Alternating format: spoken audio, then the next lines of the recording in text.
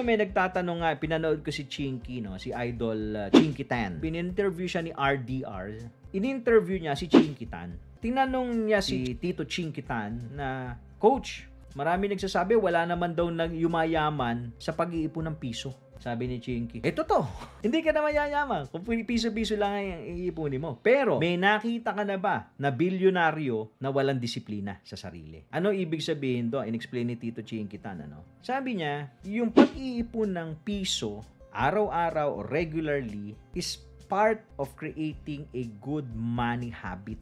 Nagiging disiplinado ka, nagkakaroon ka ng tamang habit. Ngayon, piso lang yan. Pag lumaki yung kinikita mo, pwedeng maging 100, pwedeng maging 1,000, pwedeng maging 10,000 regularly. Ito nga, Ethereum pa binodega, 2,000 worth of Ethereum. Naka-develop ka na nung habit na yon, na dadalin mo na siya habang buhay.